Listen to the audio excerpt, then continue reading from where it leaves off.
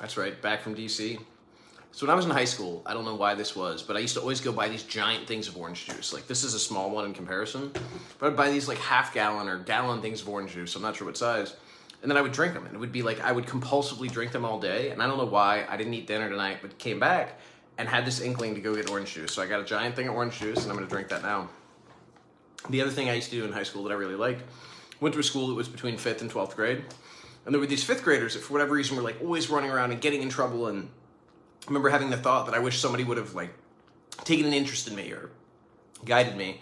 So I used to bring them around and I'd be like, hey, if you guys go do this or go, they always wanted to go beat people up. I was like, no, don't go beat people up. Like, go help this person, go do whatever. And then I would go up to the food line at the top of the hill and I would buy a rotisserie chicken and I would bring it back. And so this group of like 10 5th graders would just like tear into this chicken and like shove it in their mouths. And guys used to joke that I had this like army of 5th graders that would go do whatever. Hey, Young, I saw that you messaged me earlier. Thank you. Yeah, so I thought that. But I just wanted to check in. I wanted to talk about the UPCEA conference because I thought it was so significant. And I'm trying to get back to normal life, and I'm trying to deal with grieving a little bit because I lost somebody that I care the world about. And I'm trying to adjust to that and deal with the kind of self-recrimination of like, could I have done more? How could I have shown up more? And, kind of questioning things in my own life of whether I'm showing up enough now. But yeah, I wanted to talk about UPCEA because I thought it was such a significant thing. So maybe about a year ago, someone from them reached out and said, hey, I came across your videos on social media and I want to talk to you. We're doing a project about expanding access to prison education, which I just thought was such a neat thing. And actually hired me to do some consulting hours. And that was, I think, probably the first consulting work that I did. Now I've done a bunch of different fields for a bunch of different groups. And it was so neat to have the perspective of an incarcerated person valued. And it meant the world to have that opportunity. And then, like I said, it's led to a lot more opportunities. And it's led to, I think, probably more realistic research and kind of like questions asked because we're asking the real questions, not just policy questions. And this was kind of the culmination of that report. It was, like I said, it started out with one university. It's now expanded to, I think, 200 that are interested. So it was talking about the findings and the best ways to expand prison education, access to Second Chance Pell, which is going to go into full effect in theory this year, but probably not until year 2024 because there are a lot of limitations around accreditation and the way it's actually done and the fact that the accreditation agencies aren't actually ready to certify people to be eligible for Second Chance Pell. But basically, it's going to make higher education more accessible in prison. It also talks about one of the other programs and what somebody out is doing out in California, which I was really impressed with. This was a guy who runs a community college out in San Bernardino. And what they did is they went into a juvenile facility and into a federal adult prison, and they expanded access to higher education. Said, hey, we want you to go to college, but they made it for everyone who was justice involved. So the staff that worked there would have the same opportunities as people that live there. Because they said it's not fair to say, hey, you've been incarcerated, so you get to go to college, but you don't because you work here and you haven't gotten in trouble. And I think changing that, and then ideally having classes that include students from the street, students from the incarcerated population, as well as staff, creates a sense of community that's so much more important, like so much more beneficial than what we're normally doing.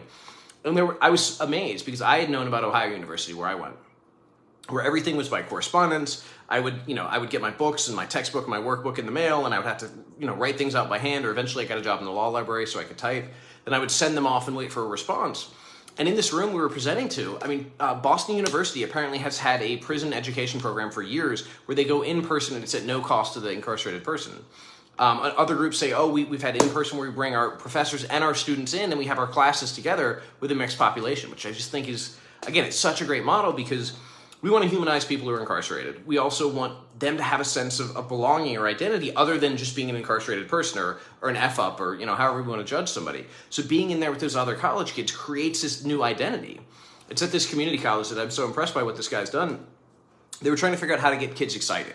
So one of the things they thought about was like identity. Like in a gang, you wear colors, you wear a flag, like you do something to identify yourself. So he wanted people to be able to identify themselves as college students. So he got the hand-me-down sports clothes, like from the softball team, the basketball team, or whatever, and the kids who are enrolled in the university get to do that, or in the community college get to wear those clothes. So they get to build a new sense of identity, and they walk around the facility. Like if you're gonna have a gang, it's gonna be a gang of people like getting an education, and looking towards their future, and doing positive things. I just thought that was such a great idea because building a new identity is more than just having a skill. It's beginning to see yourself as something. That's why I think storytelling is so important. That's why I think it's so important. I'm still wearing this shirt today. This is the design from the kids at the juvenile facility. And it's changing the story of them being, incarcerated students or incarcerated kids or incarcerated whatever to like they're artists. and their art is valuable enough to put on a shirt and put on posters and to show around Charlottesville and to have people wear in Austin at South by Southwest. We had the guy who designed the iPhone keyboard. We had a leading mind in quantum computing. Like, they wore that shirt. They put it on because it meant something to them. They wanted these kids to know that their world can expand greatly.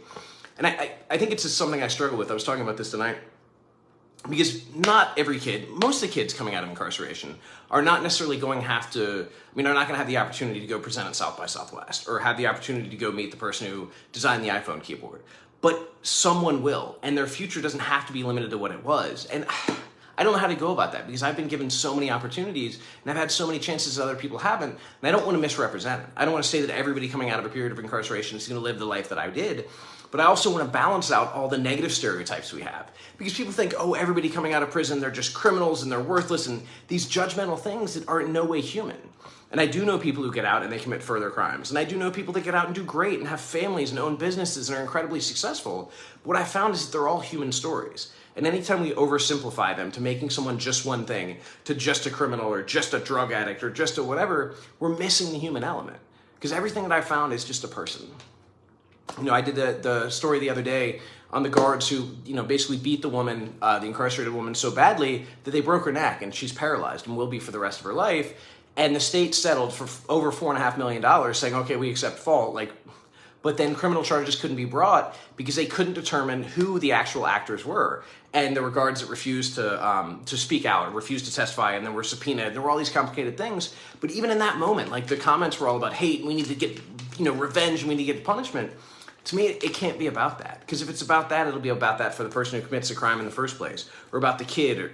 What we need to do is get to the root of this and try to find out why people are being so hurtful and so harmful and so destructive. Like, that kid who goes out and does a shooting is the same as that guard who beats somebody, is the same as that person who abuses their power. Like, what is the root of that, and how can we heal whatever's going on there? How can we hold people accountable and give them the tools for change? Because I don't want to see anybody punished. I don't see punishment as a benefit.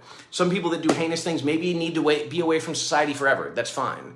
But the idea of saying, oh, I just want to see people punished, I want to see revenge, that's not who I am, and that's not what I want in the world. Because I think certain experiences shape us.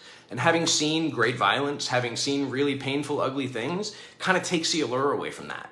Because we think it's like a revenge movie. Like, oh, we're going to see this and to get back and it's going to feel so good. It does not.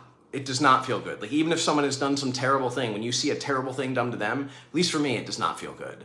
It kind of breaks that part of me. It's that part inside of me that's just like, oh my God. And I think we all have that impulse for revenge, and I still do. I think we all do. It's inevitable.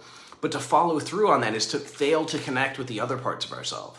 Because the revenge part makes sense, especially in that moment of safety and security. But once we take one step back, or one step removed from that, all of a sudden we're becoming the problem. We're becoming the very thing we're trying to fight against. And it's really easy to justify, but I just don't think it works. More my orange juice. So again, I just wanted to check in because I thought UPCEA went really well. I'm really interested in the expansion of higher education into prison systems across the country. I think it's going to be a positive thing. We were looking at everything from associate's degree programs to bachelor's programs to even master's and doctoral programs in theory.